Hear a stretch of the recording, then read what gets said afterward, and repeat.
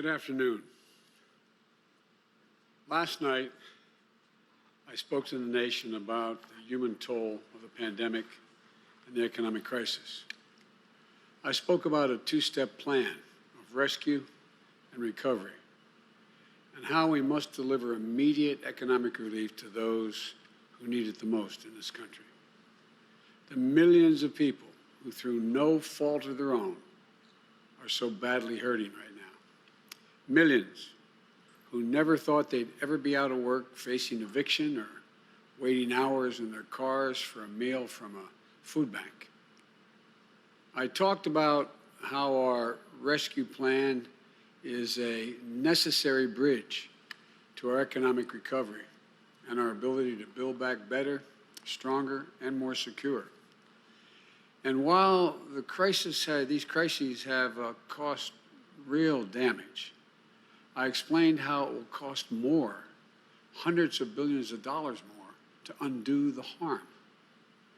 I talked about our moral obligation to act and about the clear economic consensus that making the investments I'm calling for, that the required deficit spending, as the original plans have as well, are necessary to get us out of this deep hole we find ourselves in as a nation. I also talked about our seriousness of purpose, our clear plan with transparency and accountability, and why our call for unity is equally necessary. Unity is not some pie-in-the-sky dream. It's a practical step to getting things done. We didn't get into all of this overnight. We won't get out of it overnight either. But we will get through it, and we'll get through it together. And today, I'd like to talk more about what that means in sparing no effort. I mean sparing no effort to get Americans vaccinated. Vice President Harris and I, we just received a briefing from our COVID team. Truthfully, we remain in a very dark winter. Infection rates are up 34%. More people are being hospitalized because of COVID than ever before. We're up to between 3,000 and 4,000 deaths per day as we approach a grim milestone of 400,000 deaths in America. That's staggering, to state the obvious. I know the pain that so many of you are experiencing right now, starting by sitting down for breakfast this morning and staring at an empty chair around the kitchen table where a loved one used to sit, laugh, talk about how you love one another. I know the frustration that we're all feeling. Almost a year later, we're still far from back to normal. The honest truth is this: things will get worse before they get better. I told you I'll always level with you. You know, and the policy changes that we're going to be making are going to take time to show up in the COVID statistics. And not just statistics, it's people's lives. People getting infected today don't show up in case counts for weeks. Those who perish from this disease die weeks after exposure. So it will take time. But I know there are things we can do, and we can do them now. For example, the vaccines offer so much hope. And we're grateful for the scientists and researchers and everyone who participated in the clinical trials. We're grateful for the integrity of the process, the rigorous review and testing that's led to millions of people around the world already being vaccinated safely. But the vaccine rollout in the United States has been a dismal failure thus far. And in today's briefing, we discussed five things we'll do in an attempt to turn things around. 5 things to turn frustration into motivation. 5 things to help us meet our goal of 100 million shots by the end of our first 100 days in office. Some wonder if we're reaching too far for that goal. Is it achievable? It's a legitimate question to ask. Let me be clear. I'm convinced we can get it done. And this is a time to set big goals, to pursue them with courage and conviction, because the health of the nation is literally at stake. First, we will immediately work with states to open up vaccinations to more priority groups. The process of establishing priority groups is driven by science, but the problem is the implementation has been too rigid and confusing. If you were to ask most people today, they couldn't tell you who exactly is getting vaccinated.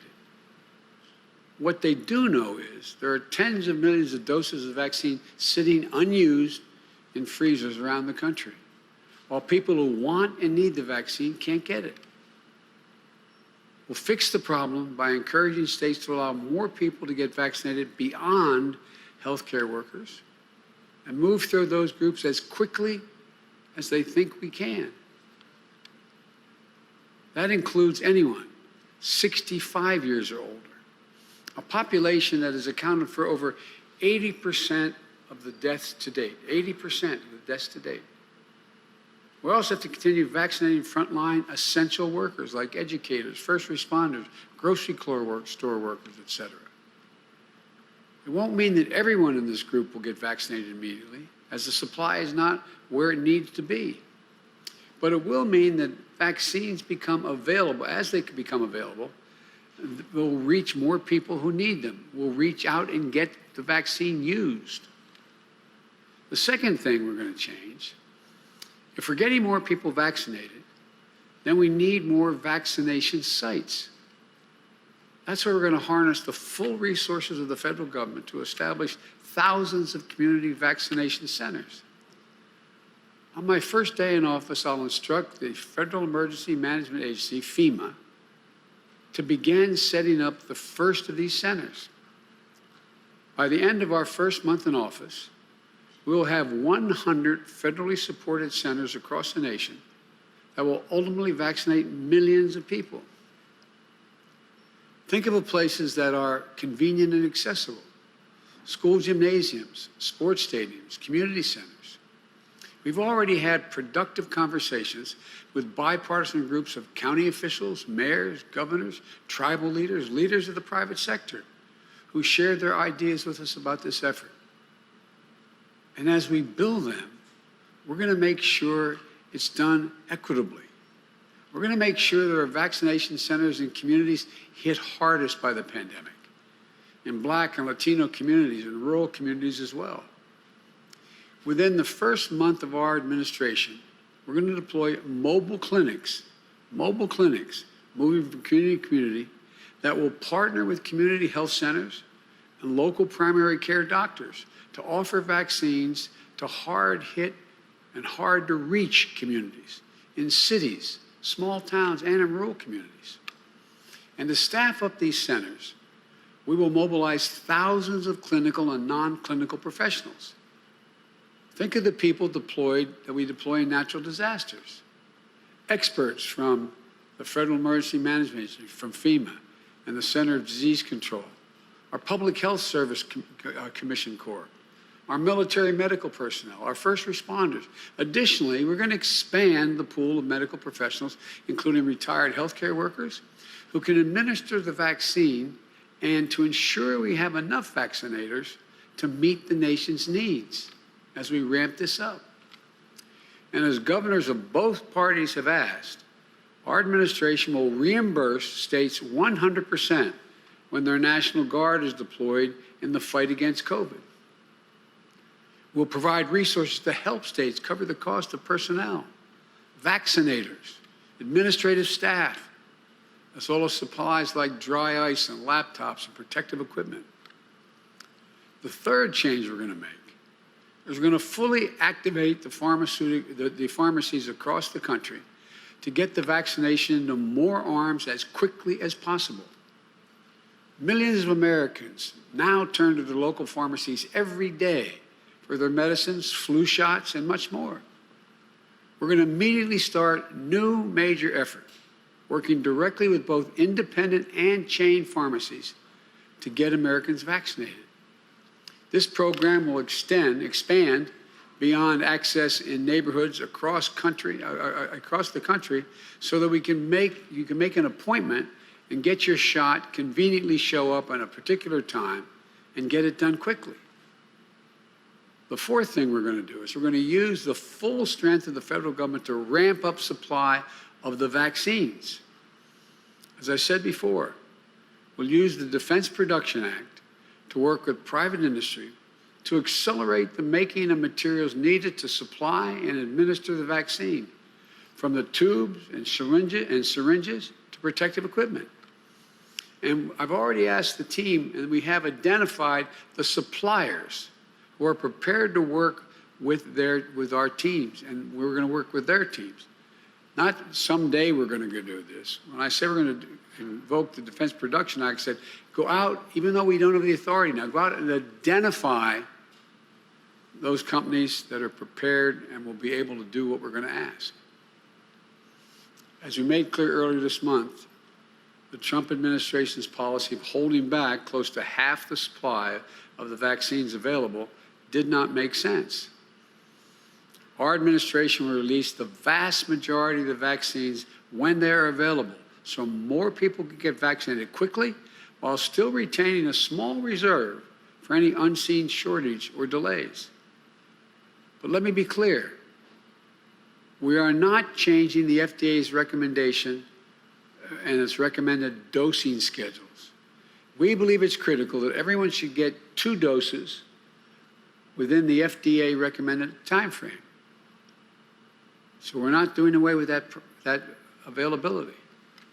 Fifth, we will always be honest and transparent about where we stand, both the good news as well as the bad.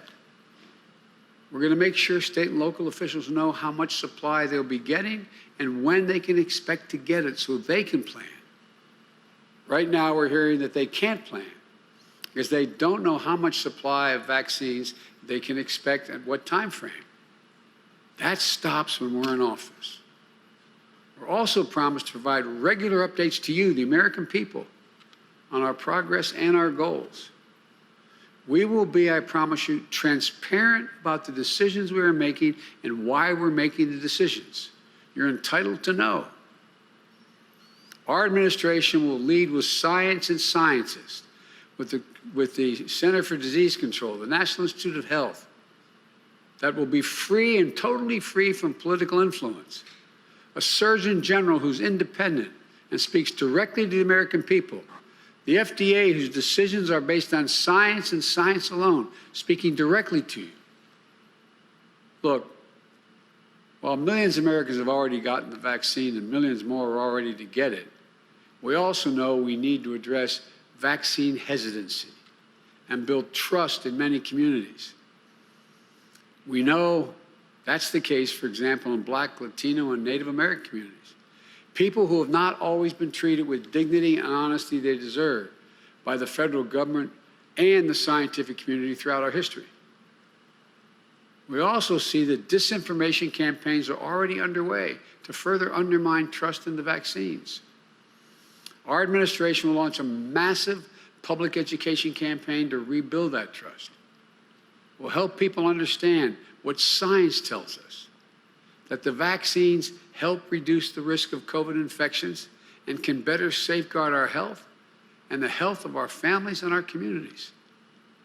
It's a critical piece to account for a tragic reality of the disproportionate impact this virus has had on Black, Latinos, and Native American people who are being infected about 4 times the rate of white Americans and dying at nearly 3 times the rate of white Americans.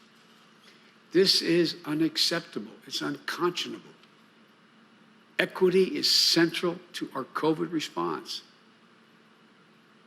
And the Vice President and I commit to making sure communities of color and rural neighborhoods, those living with disabilities and seniors, are not left behind in our vaccination plans.